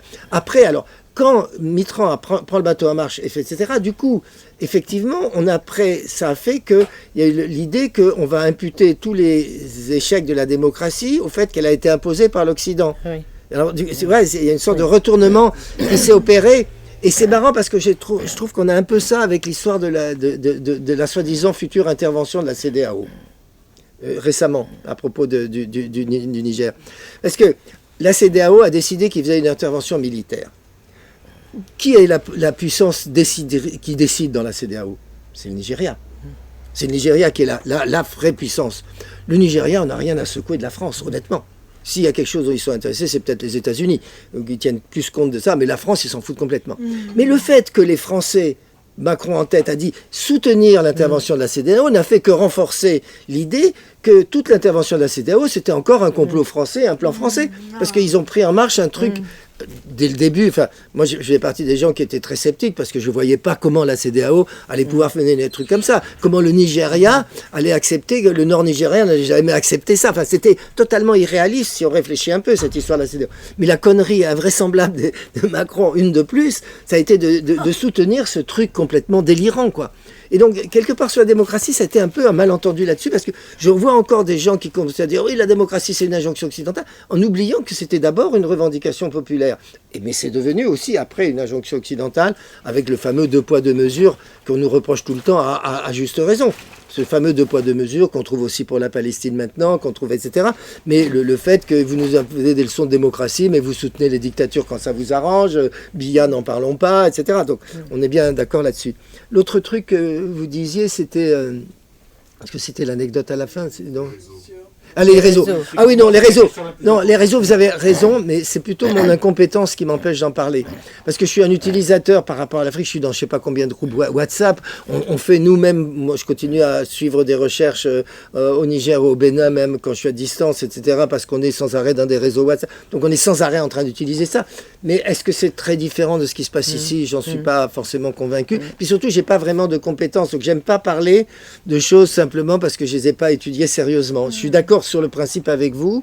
On est en train de faire au Bénin, notre labo qui est aussi au Bénin, de faire un truc sur la numérisation des services publics. Donc on fait une enquête là-dessus, ce qui est un peu autre chose, mais etc. Oui, WhatsApp, mais j'ai le même truc WhatsApp ici. Enfin, je veux dire, je suis dans je sais pas combien de groupes WhatsApp ici, parce que pour n'importe quoi, on vous met dans un groupe WhatsApp. Donc dire que c'est nouveau, je sais pas. C'est sûr que ça a changé des choses, mais nous on l'avait vu par exemple dans la dernière crise alimentaire, la fameuse famine de 2005. Bon, déjà là, par exemple, les gens recevaient de l'argent dans les campagnes reculées, envoi des migrants par l'intermédiaire de téléphones portables. Hein. Donc ça avait déjà commencé dès 2005 à être un élément important dans les envois d'argent. Ça ne passait plus avant l'envoi d'argent, on envoyait quelqu'un qui venait d'Abidjan avec l'argent de tout le monde pour le remettre, chacun cotisait pour remettre à sa famille quand il rentrait au village. Là, ça se faisait entre commerçants du Niger, uniquement par téléphone. Donc on voit bien que ça a commencé, je veux dire ça, c'est pour aller dans votre sens, hein. On voit bien que ça a changé des choses, mais je ne suis pas capable de vous dire autrement que de façon impressionniste, comme nous on en fait comme ça, comme on fait autour d'un verre, quoi. Mais j'ai pas envie, j'ose pas, voilà, je peux pas parler de choses dont j'ai pas vraiment fait d'enquête, quoi. Ouais, vraiment. Mais vous avez raison. Juste par rapport à ce que vous avez dit, la démocratie c'est une revendication populaire.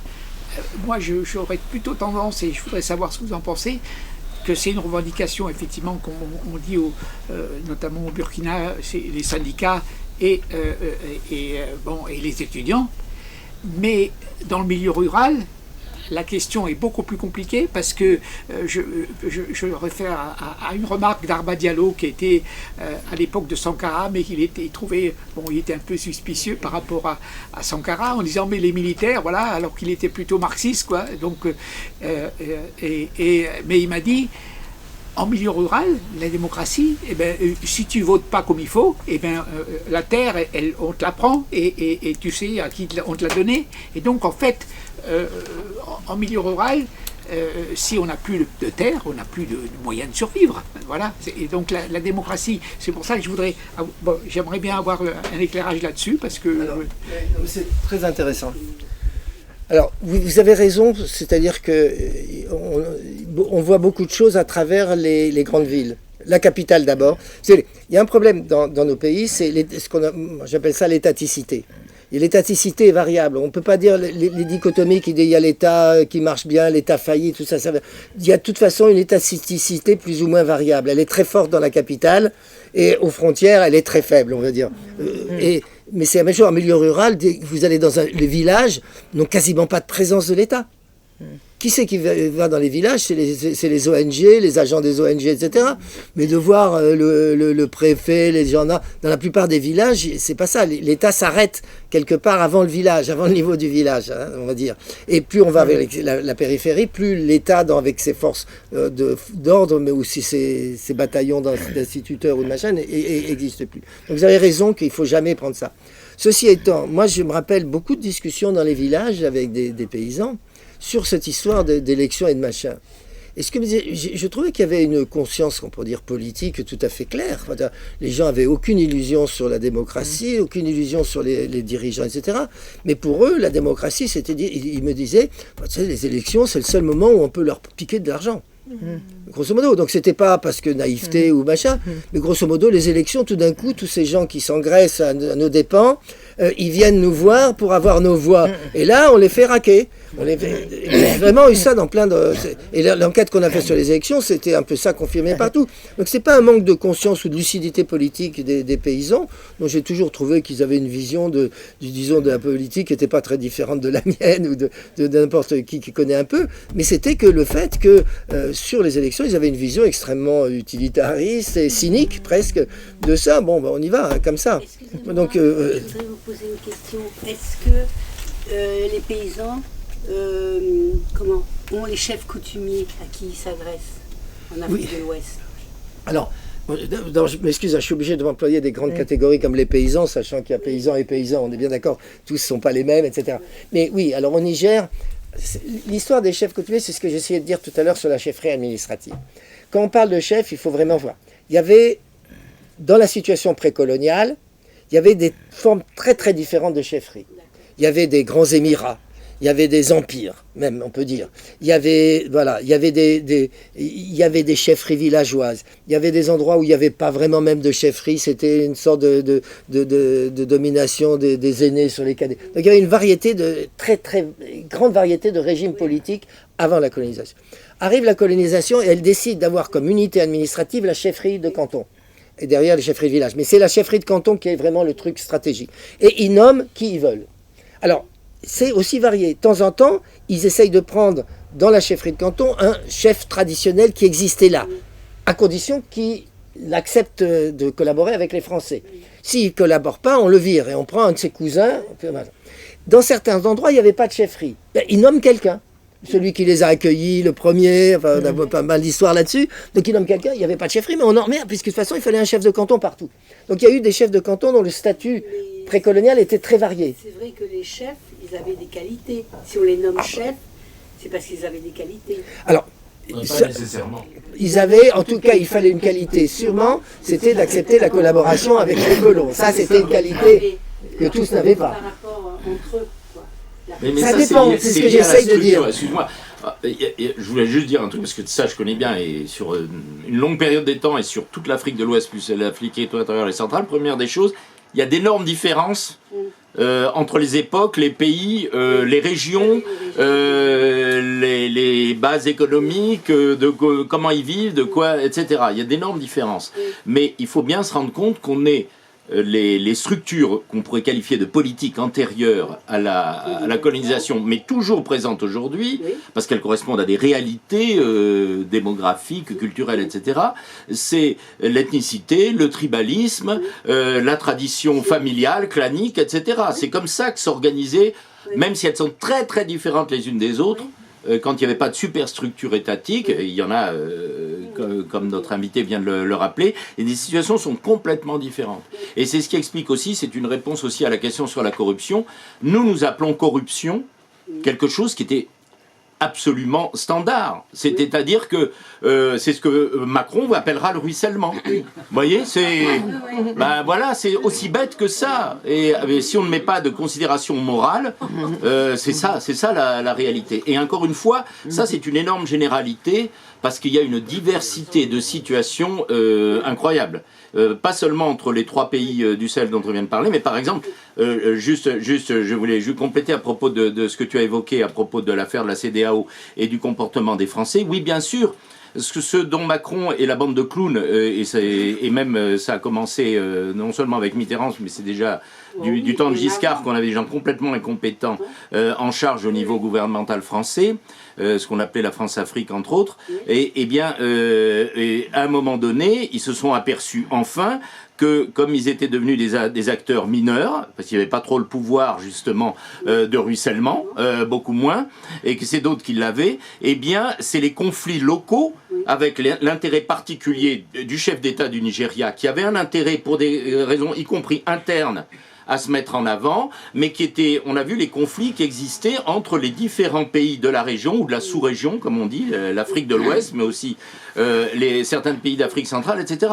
Et là, Macron a choisi le mauvais cheval, de manière stupide, parce que lui et ses conseillers n'y connaissent absolument plus rien.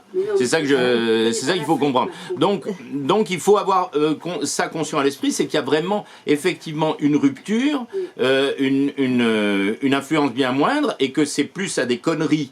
Là, je suis d'accord, on est d'accord, des conneries de des représentants de la France, de ses experts, de ses conseillers, y compris militaires, qu'on doit la situation absolument délabrée de l'influence de la France dans toutes ces régions à l'heure actuelle.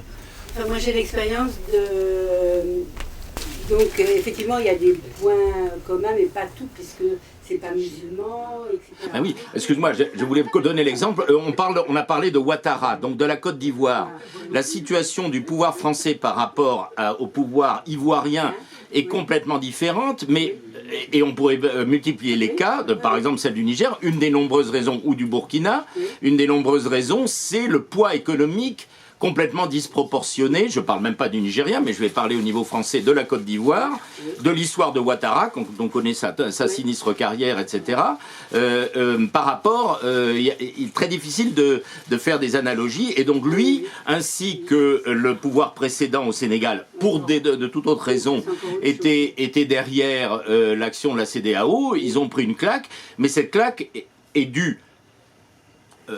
Ça n'a pas aidé leurs adversaires, ça a aidé leurs adversaires, à Ouattara, le président du Nigeria et autres, mais leurs adversaires africains, à dire, voyez, c'est tellement con que vous avez le soutien de ce connard de Macron, tellement c'est une connerie, mais ils étaient en désaccord total, et c'est peut-être pas de l'émancipation, mais c'est le commencement de l'émancipation des Africains par eux-mêmes, parce que là, ils ont traité leur conflit entre eux.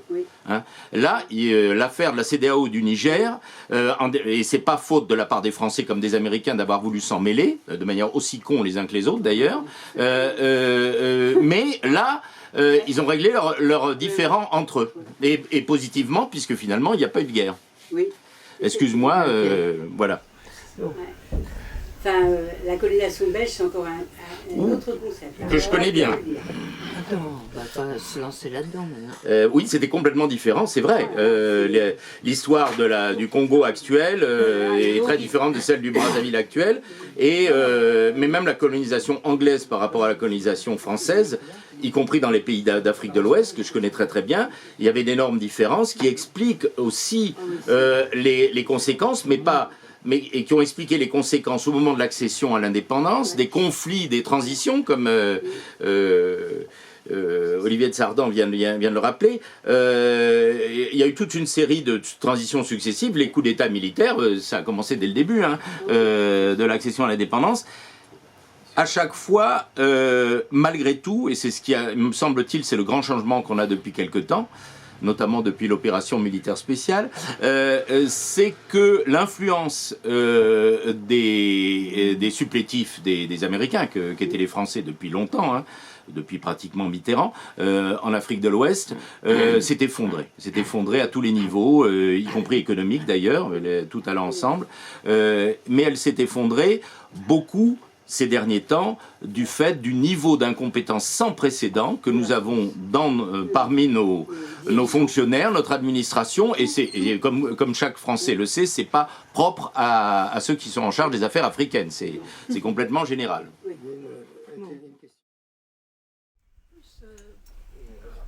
Je me levais peut-être parce que je suis derrière. Non, tu peux t'asseoir. Je peux m'asseoir. D'accord, parfait.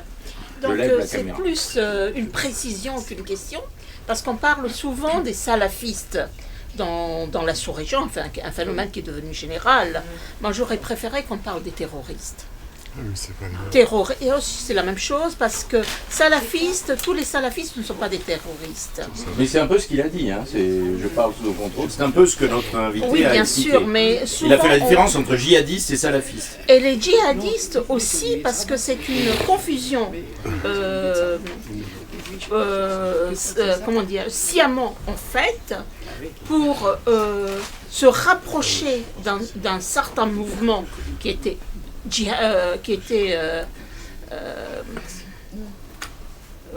enfin j'ai oublié, les salafistes qui n'étaient pas forcément terroristes. Et au départ, on a parlé de la démocratie initiée par le discours de la Bolle et de ceux qui sont servis de cette démocratisation pour insérer d'autres mouvements. Moi, je viens de l'océan Indien, donc je vais retourner au Soudan, où dormait un mouvement plus frères musulmans qui a été nourri par les chiites de l'Iran. Pas tous les chiites ne sont pas terroristes, mais je veux parler des mollahs qui nourrissaient ce mouvement et qui petit à petit s'est orienté vers l'Afrique de l'Ouest. Et là, on trouve les chefferies qui soutiennent ces mouvements sont plus proches de l'Iran et pas de ce qu'on appelle les salafistes, les vrais salafistes. Voilà. Est-ce que tu peux commenter sur cette remarque? Alors, comment dire,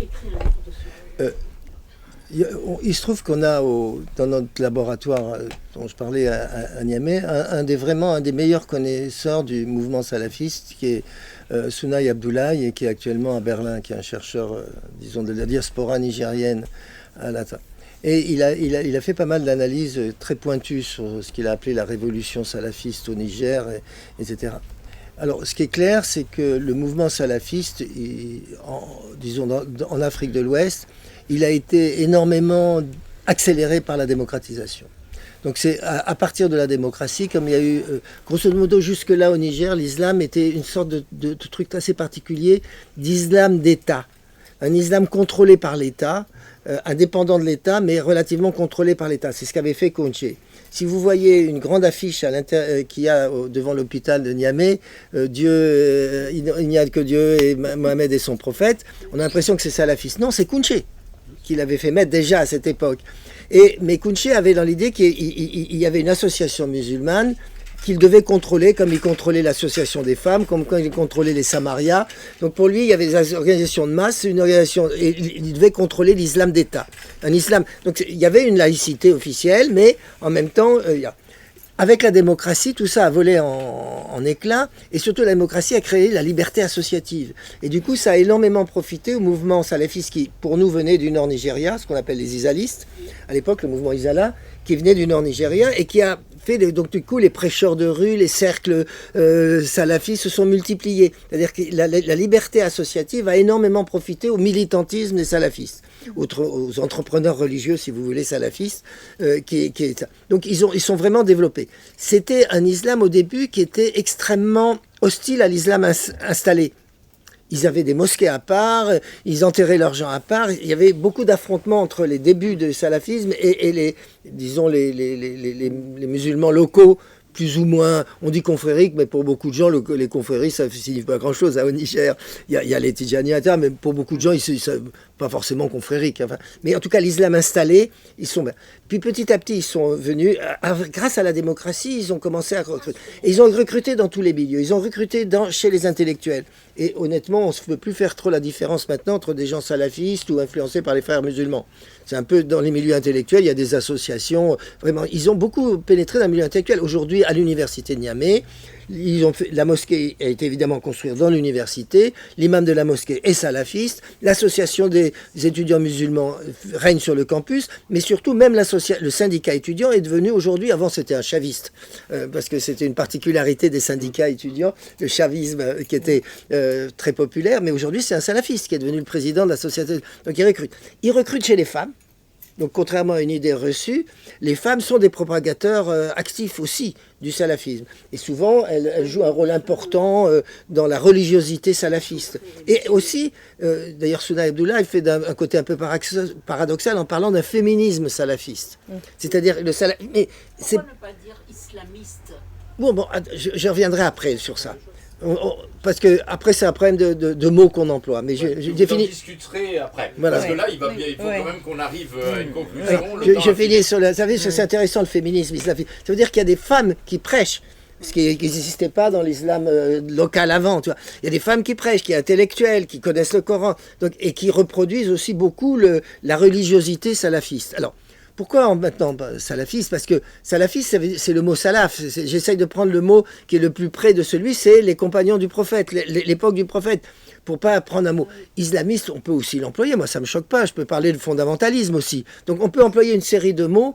Essayons de... Bon, je m'en fous, hein, personnellement. Si on préfère fondamentaliste, je dis fondamentaliste. Si on préfère islamiste, l'essentiel. Mais je voudrais essayer de pas faire un truc, un truc normatif ou de jugement moral de mon point de vue. Je suis pas du tout ni musulman, ni salafiste, encore moins.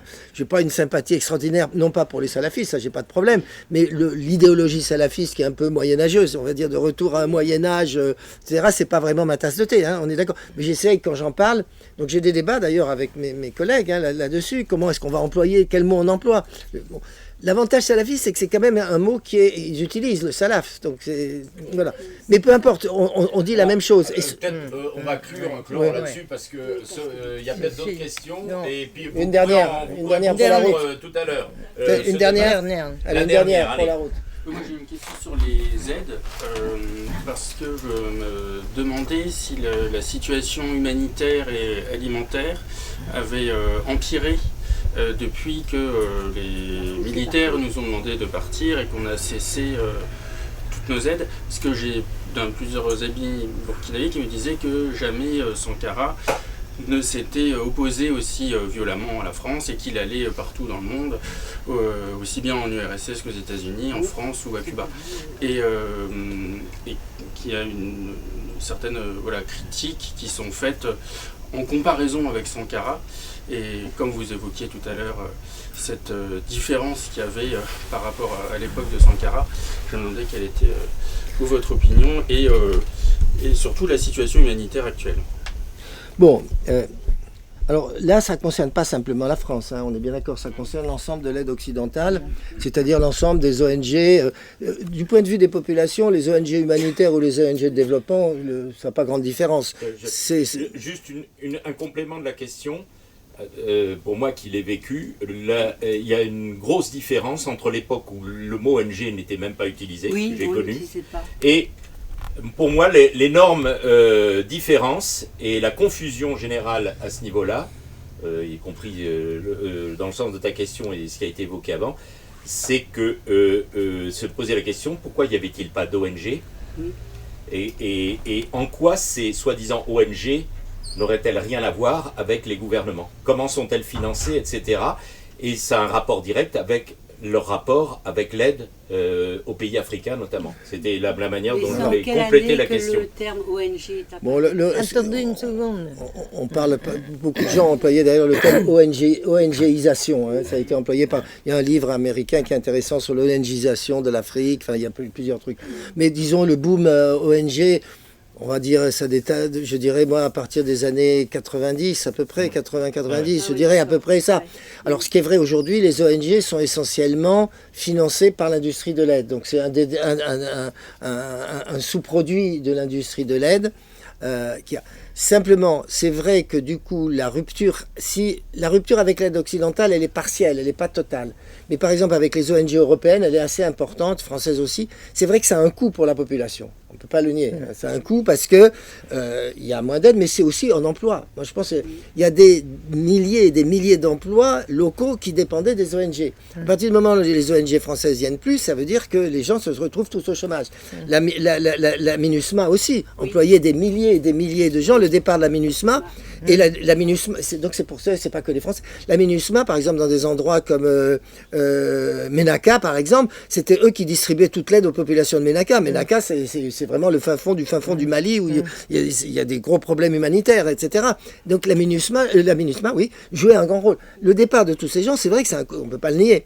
Ça a un coût pour les populations, ça a un coût en termes de moins de secours, etc. Alors, on peut dire qu'il faut payer ce coût, je veux bien, mais il faut le constater. Oui, il y a quand même, de ce point de vue-là, un problème. Mais moi, je dirais, c'est autant que la distribution d'aide, c'est les emplois qui sont perdus, qui sont un énorme... là, c'est un vrai problème. Parce que je vous ai dit, pour moi, la crise de l'emploi était une crise majeure du Sahel. Et ben là, ça l'arrange pas, quoi. Parce que, de fait, c'était quand même vraiment des milliers et des milliers et des milliers d'emplois partout. Ça. Parce que les ONG, aujourd'hui, de plus dans le Sahel, ils n'avaient que quelques expatriés. L'essentiel du personnel, y compris même à des niveaux de responsabilité, c'était des nationaux. dans les ONG. C'est fini le moment où les ONG c'était essentiellement des expatriés. Aujourd'hui, la plupart des ONG, c'est à 90% des personnels locaux, hein, y compris à des niveaux de responsabilité. Donc là, ils sont tout d'un coup au chômage, tous. Ouais. Ça, c'est vrai. Et en fait, ils ont été formés avec, au départ, les premiers gens qui ont fait les ONG. Oui, bien sûr. Il y a des formations. Bien sûr, oui. Mais alors, nous, je finis peut-être par ça. On a fait une enquête à Abidjan, justement, récemment, qui nous était demandée par une ONG internationale française sur la notion de partenariat. Comment les ONG ivoiriennes vivaient la question du partenariat. C'était une de leurs préoccupations. Alors, ils n'ont pas été déçus du voyage avec nous, parce qu'on leur a montré qu'il y avait une frustration et une critique généralisée de tous les personnels des ONG ivoiriennes contre les ONG internationales dont ils dépendaient, en disant, nous, on n'a que les miettes, c'est nous qui faisons tout le boulot, et c'est eux qui s'enrichissent, c'est eux qui sont dans le siège du pilote, on nous consulte que pour des trucs totalement secondaires, mais quand il s'agit de trucs sérieux, c'est plus nous, etc. Donc, et ça, tous les personnels de toutes les ONG ivoiriennes qu'on a interviewées allaient dans ce sens-là. Donc je vais vous dire, c'est un monde compliqué, quoi. C'est un monde compliqué, voilà. Alors, on va peut-être, à moins que tu veuilles rajouter une ultime conclusion. Non, c'est bon. Donc, bravo. Bravo.